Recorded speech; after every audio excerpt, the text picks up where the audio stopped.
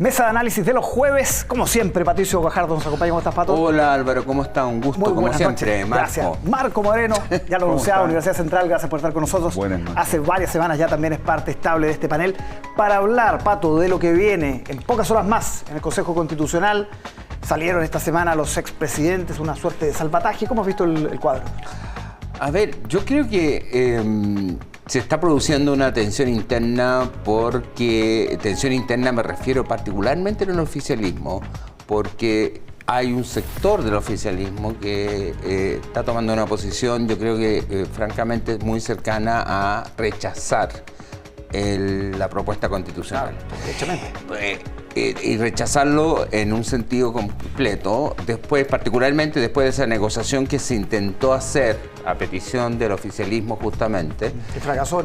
Fracasó. Entonces, bueno, van a venir las votaciones en el Pleno y ahí las mayorías yo creo que se van a expresar, pero van a tener que haber una buena voluntad. Mira, Nana Larraín en una entrevista, Nana Larraín Mate, señalaba que los consejeros tienen una doble obligación. Una, hacer una propuesta constitucional y también hacer el esfuerzo que esta propuesta constitucional sea aprobada. Claro. Y yo creo que ese tiene que ser el camino, aunque tenga la mayoría Chile Vamos los republicanos. Marco Moreno, ¿cómo lo ves?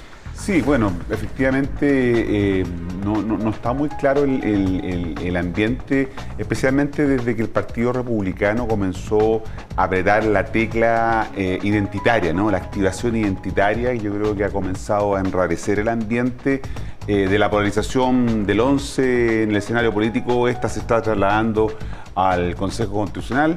Hoy día en la mañana el consejero Silva hablaba de que, bueno, pero no hay problema porque esto podría reformarlo el Congreso. O sea, otra vez esta idea de aprobar para reformar, ¿no? De alguna manera es un cambio en lo que ha sido la estrategia que venía planteando el Partido Republicano.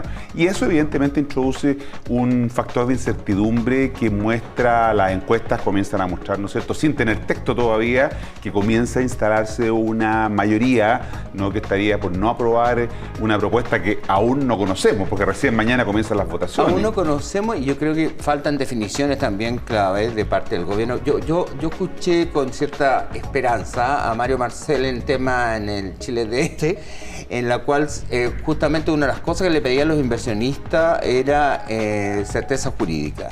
Y señaló que al menos él, y yo asumo que marcará alguna posición del gobierno, señalaba que esto iba a tener certeza jurídica con el tema constitucional básicamente a fines de año. Así que yo asumo que el gobierno debería tener y dar un apoyo al proceso. Perdona, pero que sería un error otra vez del gobierno si se involucra, porque al gobierno le corresponde ser garante del proceso, pero no tener posición a favor ni en contra de lo que ahí se discuta. Eso fue lo que ocurrió en el proceso anterior y terminó no muy bien. Pero es que, ¿sabes lo que pasa? Es que acá va a ser imposible si es que no hay una postura del gobierno. El gobierno yo no creo que pueda decir, digamos, acá yo solamente soy garante. Es que eso primero, porque va a haber un sector del oficialismo, que yo creo que va a ser el Partido Comunista y ciertos sectores del Frente Amplio, que van a claramente rechazar. Porque yo creo que la posibilidad de llegar a una constitución validante para los sectores de izquierda o centro izquierda es efectivamente que se lleguen a acuerdos que no necesariamente van a ser compartidos por el Partido Socialista. Yo creo que puede perfectamente, el PPD, etcétera, pero de ahí a más allá, sí. Ahora, yo lo veo muy difícil. Marco, escuchaste a Aldo Valle pidiendo una intervención de los partidos. Eso se entendió como una suerte de acuerdo macro que incluso estuviera por sobre los consejeros. ¿Ves viabilidad para eso? Bueno, uno esperaría que los partidos políticos, que son los responsables del clima que hoy día tenemos, ¿no es cierto?, porque la polarización es una polarización de la élite dirigencial y por lo tanto uno esperaría que esto se resuelva políticamente. Y ahí los partidos juegan un rol importante. La política se trata de eso, de construir acuerdos, consenso. Y uno esperaría que los partidos políticos, a diferencia de lo que ocurrió en el proceso anterior, que no ordenaron, ¿no? Esta vez sí lo hagan, tanto en el oficialismo como en la oposición, ¿no? Y por lo tanto, el llamado que hace el consejero constitucional Valle es, yo creo, correcto, en la medida que los partidos políticos asuman ese desafío y no solamente tomen distancia y miren lo que está pasando. Porque una cosa es lo que haga el oficialismo, pero otra cosa es la que haga el gobierno, que son cosas distintas. No, por supuesto, pero es que los partidos políticos y el oficialismo van a tener que tomar posiciones. Y el presidente Boric ahí es clave. Está en un callejón sin salida, yo lo entiendo. Yo entiendo que él es más cercano justamente a Prueba de Dignidad y por lo tanto él a lo mejor no se va a sentir cómodo con el resultado de la Constitución. Pato, ¿y qué pasa con los partidos de Chile Vamos? Yo creo que los partidos de Chile Vamos van a llegar a un acuerdo. Yo insisto de que es indispensable que la centro-derecha y la derecha demuestren gobernabilidad y demuestren que son capaces no solamente de hacer una buena constitución, sino que además que esa constitución se apruebe. Y van a tener que tomar una posición clara y explícita de por qué es bueno aprobarla. Y ahí está el problema, porque yo comparto con Marco, yo creo que los partidos tienen que cumplir un rol y va a ser imposible que el gobierno tome una postura, digamos, solamente observante del proceso. Absolutamente otro. Ya, nos quedan 2 minutos para hablar de otra de las polémicas del día que tiene que ver con estas pensiones de gracia a gente que fue detenida durante el estallido. Marco, ¿cómo sientes que se ha manejado en el gobierno en esto?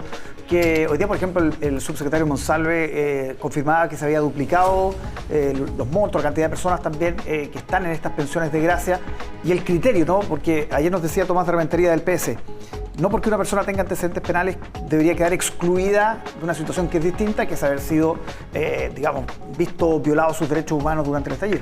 Sí, bueno, a todas luces hay que revisar esa situación porque no, como se legisló tan a la rápida, ¿no es cierto? Cuando más que legislar, se fue un acuerdo político entre quién eran, hoy día son gobierno, pero eran oposición en ese minuto. Recordemos que esto se acordó luego del estallido social y durante la administración del presidente Sebastián Piñera. Entonces, de alguna manera, eso quedó con muchas desprolijidades que están apareciendo ahora. Y lo importante entonces ahora sería efectivamente resolverla. El subsecretario Monsalve decía que esta es una atribución que está establecida en la Constitución para el presidente de la República. Sí. Es una cuestión que hay que mirar con más detalle y también la implementación, porque ahí es donde justamente se han observado las dificultades y es el momento para poder tomar carta en ese asunto. Pato, tú estás, porque sé que vas a ser crítico de esto, pero en términos de que fue un poco prolijo o por los criterios.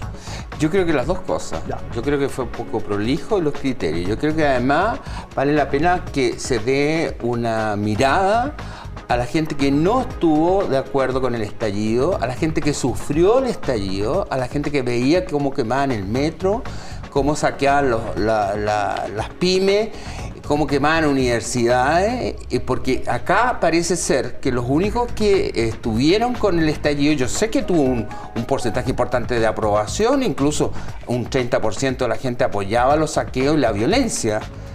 No nos olvidemos de eso. Entonces, pero había gente que estaba horrorizada con lo que estaba pasando. Entonces, que a esa gente, después, incluso a personas que están detenidas, que tienen prontuario delictual, se le entregue pensiones de gracia sin tener claridad cuáles fueron los criterios, porque el ministro de Justicia dijo que el presidente no había tenido acceso a la carpeta.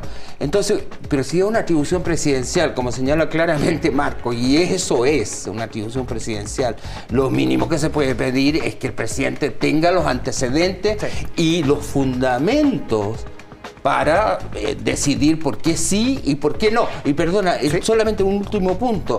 Y que según lo que se dice, es que el presidente, aparte de no señalar las razones, subió la pensión porque la consideraba poco suficiente. Recuerda un poco el escenario a los indultos, ¿no, Marco? Sí, claro, nos retrotrae un poco a ese clima porque el detalle la gente no lo va a entender bien, ¿no? En comunicación política las cosas no son lo que son, sino lo que parecen, ¿no? Exacto. Y lo que parece aquí es que, claro, se intentó favorecer a un grupo de personas que tienen esta condición que señalaba Patricio, y eso es lo que se instala comunicacionalmente. El frame que se instala desde el punto de vista de la oposición probablemente sea ese, ¿no? Y frente a eso la gente tiene una mala reacción y por lo tanto va a ver con distancia lo que está pasando en este caso con esta situación. Una crisis que generó un problema grave para el gobierno, lo de los indultos a principio de año, que duró varias semanas, así que me imagino que las lecciones se pueden haber aprendido. Marco Moreno, Patricio Guajardo, muchísimas gracias por acompañarnos como todos los jueves. Siempre, que estén muy bien. Gracias. Hacemos una pausa, además Tele 13 Noche al regreso, no se vayan.